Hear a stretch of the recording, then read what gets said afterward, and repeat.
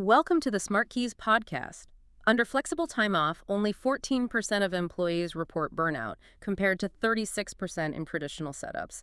Just think about that for a second. Right. I mean, 14% versus 36. It's a massive statistical gap. Exactly. We're talking about cutting workforce burnout by more than half simply by changing the way a company handles a vacation request. Yeah, and that data completely reframes how we look at taking a break from our jobs. We are so conditioned to view time off as this reward we slowly earn. Right. Instead of a necessary tool for just maintaining peak performance. Exactly. Because today we are taking a deep dive into the world of flexible and so-called unlimited PTO, and we're drawing on some incredibly deep insights from a comprehensive article by Felix Römer published on smartkeys.org. Yeah, it's a fantastic resource. It really is. And I want to be clear right out of the gate, we aren't just looking at this as some, trendy, feel-good HR book meant to attract college grads. Right. No, we're analyzing this as a crucial operational strategy. Because the way a company handles time off, it fundamentally impacts the future of work. Totally. It impacts business efficiency and, frankly, whether your absolute best people decide to stay or walk out the door. Because this represents a structural shift in how organizations measure value. I mean, for over a century, the default corporate mindset has been to just trade time for money. Yeah, you sit at a desk for a certain number of hours, you produce a certain amount of value. Exactly. But flexible time off shatters that equation.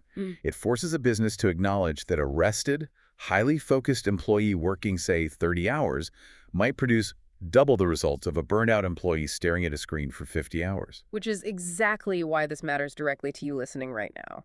Whether you're a leader desperately trying to retain top-tier talent, or, you're a professional just trying to navigate modern workplace culture without losing your mind to burnout. Yeah, understanding the mechanics and the hidden traps of flexible leave is absolutely essential to staying ahead in today's business landscape. Okay, let's unpack this. To really understand where we're going, we have to understand where we're starting, right? Definitely. So before we get into the psychology of this, can you clearly define the fundamental mechanical difference between the traditional accrual-based systems most of us grew up with and these new open time models? Yeah, so the transition really comes down to a shift from banks to workflows. Banks to workflows, okay. Right, let's look at the traditional accrual option first. Under that system, you, the employee, are given a set number of days or hours for the year. Right, like 2 weeks or whatever. Exactly. And every single pay period, a little fraction of time, drops into your metaphorical earned hours bank. You watch that balance grow, and when you take a vacation, you withdraw from that bank. Then it's highly tracked by accounting. Well, strictly quantifiable. And crucially, in many states across the U.S., if you leave the company, whatever is left in that bank has to be paid out to you in cash. It's legally considered earned compensation. Essentially deferred money. So meaning, from the company's perspective, every single hour of PTO sitting in an employee's bank is a financial liability on the corporate balance sheet. Precisely. If a company has, say, 1,000 employees and they've all banked 2 weeks of time, that is millions of dollars the company essentially owes them if they all quit tomorrow. Right. And you've hit on the massive financial incentive for companies to make this switch. Flexible or unlimited PTO completely removes that accrual bank. So the liability is just wiped off the balance sheet. Exactly, because the bank just doesn't exist anymore. There is no balance to check on a pay stub, no hours dropping into an account every 2 weeks. Wow. Okay, so instead of counting down a balance, the system simply logs workflow requests. Right. You submit a request to take Friday off, and your manager approves or denies it based on whether your team has coverage and whether you are hitting your business results. And the most significant mechanical shift for the business is that because there is no accrued balance, there is zero obligation to pay out unused days when an employee leaves. Exactly. Okay, I want to make sure I'm wrapping my head around the reality of this. It sounds a lot like moving from a prepaid phone card where you are anxiously watching every single minute you use to an unlimited data plan. That's a really good analogy. Which sounds amazing on the surface. But we all know that with unlimited data, carriers still throttle your internet speed if you use too much. They don't cut you off, but they made it painfully slow. So what's the throttle here in the workplace? Well, what's fascinating here is that the throttle is entirely human. Human? Wait, what do you mean? The throttle is the manager. Under this new model, you aren't restricted by a mathematical limit programmed into HR software. You are guided by workflow, team coverage, and your own performance metrics. Oh, I see. But the wording a company uses to explain this human throttle to its workforce is critical. Why is the wording so important?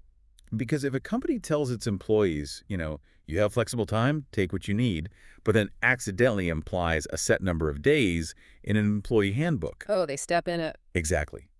Or if they guarantee a specific number of hours somewhere in the fine print of an employment contract, they can inadvertently trigger those old payout rules we just talked about. So essentially, if an HR director sends out a casual, well-meaning email saying, make sure you use your remaining flexible days before December to rest up. Yep. They've accidentally just created a quantifiable bank in the eyes of a labor board. Because the phrase remaining days implies a limit. Wow. Exactly. The courts and labor boards look intensely at how the policy actually functions in daily practice, not just what the marketing brochure or the recruiting website said. Right. If you track flexible time like an earned bank on the back end, or your wage statements suggest a balance to the employee, you might suddenly owe departing employees a massive amount of money you haven't budgeted for. That's wild. So the mechanics of shifting to this workflow-based request and approval system have to be incredibly precise on paper. Absolutely. But knowing the manager is the throttle and knowing the paperwork has to eliminate any mention of set days, that creates a completely new problem, doesn't it? It really does. Because if the rules are entirely up to an individual manager's discretion and the mathematical boundaries are erased, employees are suddenly operating in the dark. How does that uncertainty actually change human behavior? Well, let's look at the real-world momentum first to understand the scale of this, because it is undeniable. I mean, massive, highly successful companies like HubSpot, Microsoft, Salesforce, Netflix. Huge names. Yeah, they are all utilizing open vacation approaches. And they publicly link it to higher employee satisfaction and much lower turnover. Yep. Yeah, according to the SmartKeys article we're drawing from, mentions of unlimited offerings in company reviews jumped a staggering 75% after the pandemic. 75%, that is a massive spike in demand from the labor market. I mean, people clearly want the autonomy. They do. And the cultural impact is highly measurable when it goes well.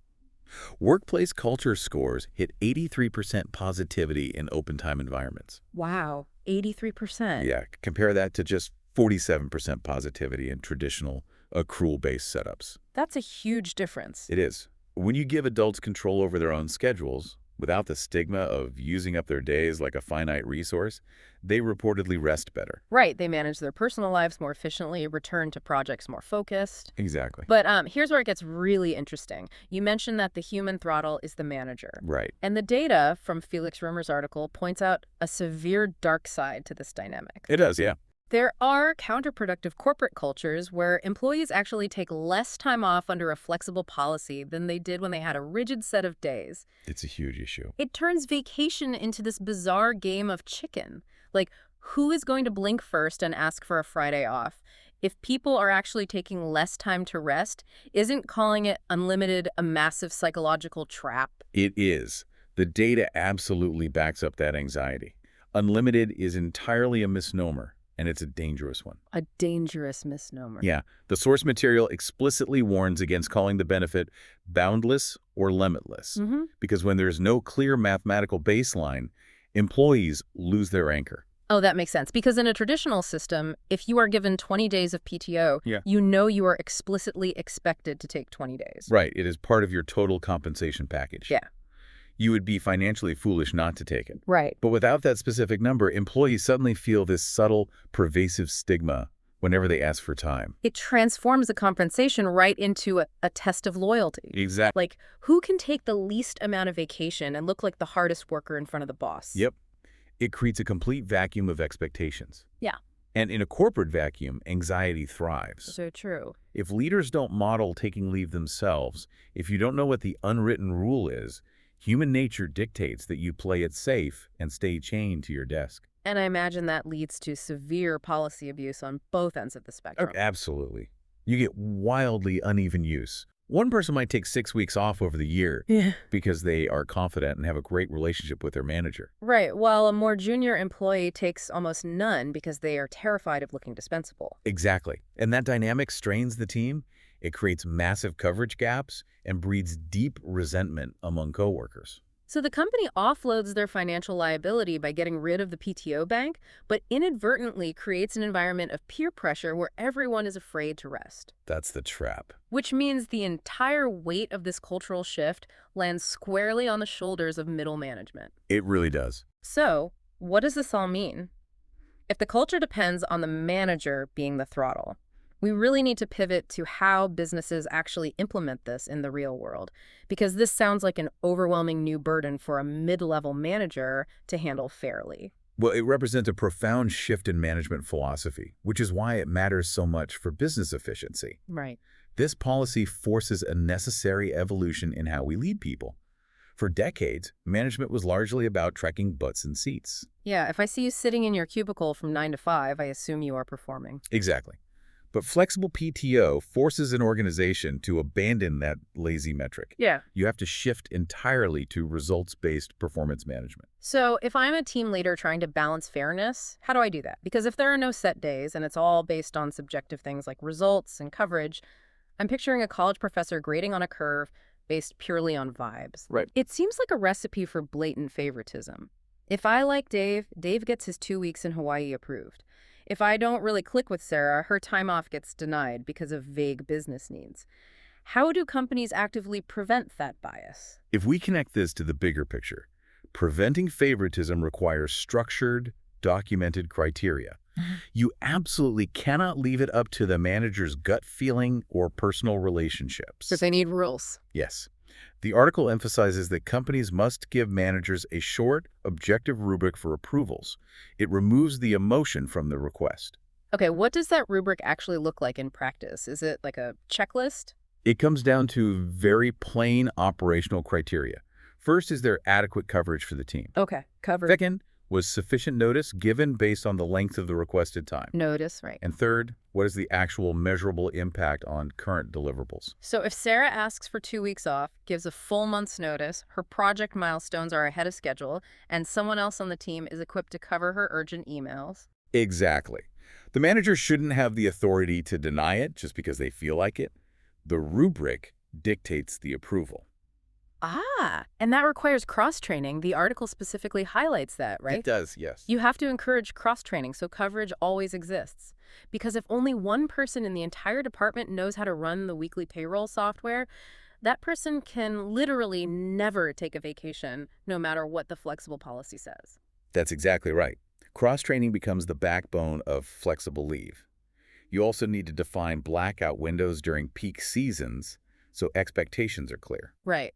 That makes sense. And beyond that daily rubric, businesses have to track specific key performance indicators, or KPIs, to keep managers themselves accountable. Because you aren't tracking accrual balances anymore. Right, but HR still needs to track time off usage by team.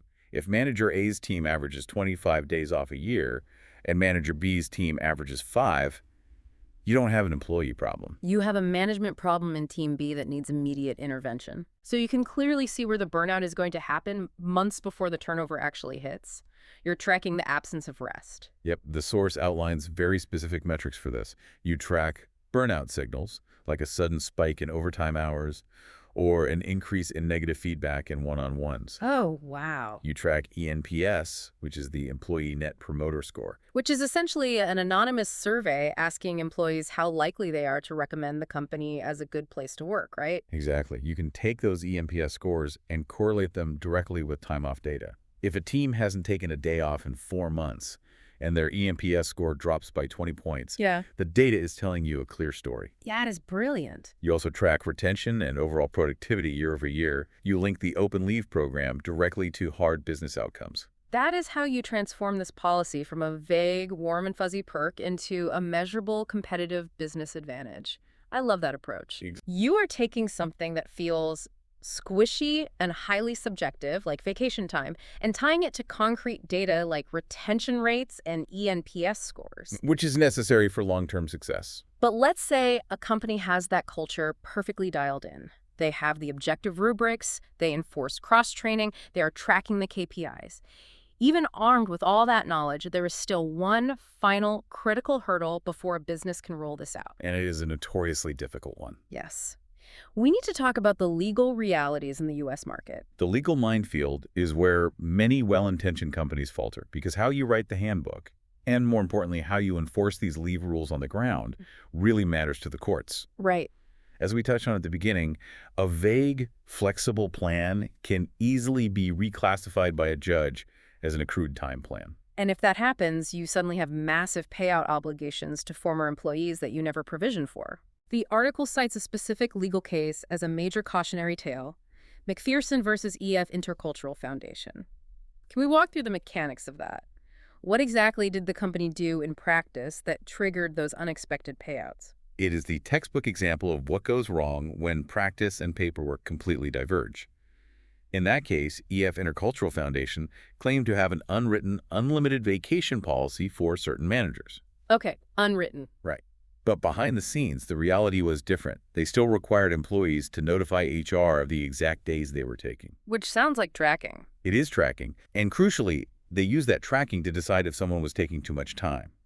Furthermore, they had a history of sometimes negotiating payouts for unused time when certain people left, but not others. So to use a metaphor, it's like a company making a big show of throwing out the physical employee time clocks, but then paying everyone based on the security camera footage of when they entered and exited the building. That is a perfect way to visualize it. You can call it an untracked system all you want in the marketing materials, but the court looks at the math you're actually doing in the background. Exactly.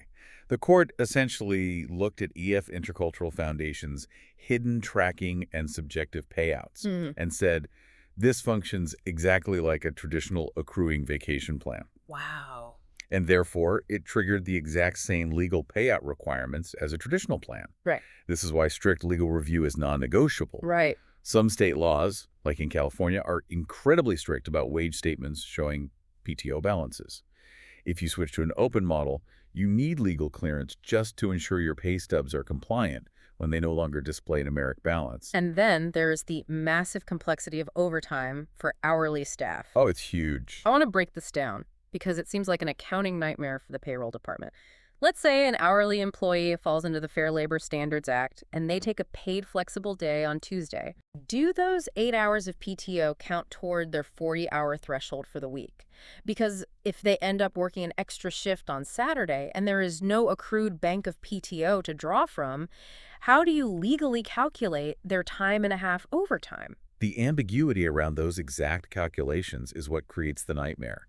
Calculating regular rates of pay, overtime thresholds, and unpaid leave under the Family and Medical Leave Act becomes exponentially more difficult when hourly workers don't have a set bank of hours. I can imagine. The administrative burden of tracking compliance for hourly workers under a flexible plan often outweighs the benefits of the policy itself. Which makes me want to push back on this whole concept for certain industries. Oh, so? Well, if the legal risks are this high, the accounting is this complicated, and we already know that self-scheduled time works much better for project-based knowledge workers than it does for, say, customer support teams or field operations. Should a large company even try to offer this universally to everyone on the payroll? This raises an important question, and the answer provides one of the most practical insights in the entire SmartKeys article. Okay, what is it? The short answer is probably not universally. Not every role, and certainly not every season of the year, suits open time arrangements. Right. If you are running a clinical nursing rotation, a manufacturing floor, or a customer support call center, you need set, reliable, mathematically predictable coverage windows. Because project-based knowledge workers simply have more inherent flexibility in how and when they deliver their results. Exactly. So how does a business balance those two realities without making the hourly staff feel like second-class citizens who don't get the cool perks? The solution provided in the text is the tiered model. A company does not have to choose just one sweeping approach for the entire organization. Oh, so you can mix and match. Yes. You can legally maintain a traditional accrual-based PTO system for your hourly, non-exempt, or frontline staff, while simultaneously offering open, flexible time to exempt, salaried, or senior-level employees. That makes a lot of sense. The key is to apply those different tiers lawfully, usually based on FLSA exemption status, and to explain the operational reasons clearly to your workforce. Honesty really goes a long way there. Sitting down with the team and saying, look, the call center literally cannot function if everyone spontaneously leaves on a Friday afternoon, so we need strict, predictable scheduling here. Exactly. But the marketing team works asynchronously on long-term campaigns, so they have different parameters. I mean, most people understand basic operational logic if leadership just treats them like adults and explains the why behind the policy. They absolutely do. Transparency builds trust. And if a company is going to make this transition to a flexible or tiered model, the expert advice is clear. Do not flip the switch for the entire company overnight. What should they do instead? Start with a 90-day pilot program. Make it a contained experiment before committing the whole enterprise. Precisely. Choose a stable, high-performing department to test the waters.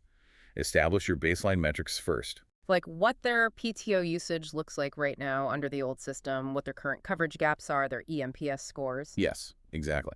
Then run the flexible policy for 90 days. Observe what happens when people request time around a major project launch or a busy end-of-quarter season. And see how the managers actually handle that new rubric we discussed. Do they panic and deny everything? Do they enforce the blackout windows properly? Do they actually encourage their team to rest? You observe all of that. You collect the feedback, adjust your required notice periods or blackout rules if the coverage failed. And you prove that the approach actually helps both the employee's well-being and the employer's bottom line before you roll it out to the wider company. You start small, measure the KPIs relentlessly, and iterate so the approach actually fits the reality of the work being done on the ground. Okay, looking back at everything we've covered today, from the mechanical shift off the balance sheet to the psychological traps of an unwritten rulebook to the very real legal landmines. Yeah, it's a lot to consider. It is. But I think the main takeaway here is really powerful. Flexible PTO isn't about giving people zero boundaries or letting workplace chaos reign. Not at all. It is actually about giving people autonomy that is strictly aligned with business results. It's a massive operational upgrade. It treats employees like adults, assumes they want to do good work, and ultimately returns them to their desks, rested, focused, and highly productive. It replaces a rigid, outdated mathematical equation with human trust and clear operational expectations. And when it is executed correctly, with proper legal guardrails and rigorous management training, everybody wins.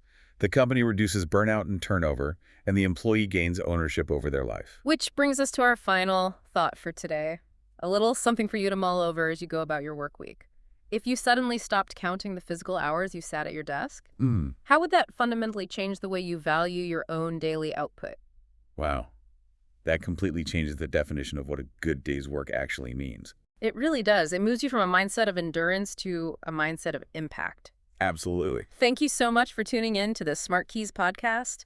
If you found this deep dive valuable, please make sure you subscribe to the podcast right now so you never miss our future analyses. We tackle complex, operational, legal, and cultural topics like this all the time. We do.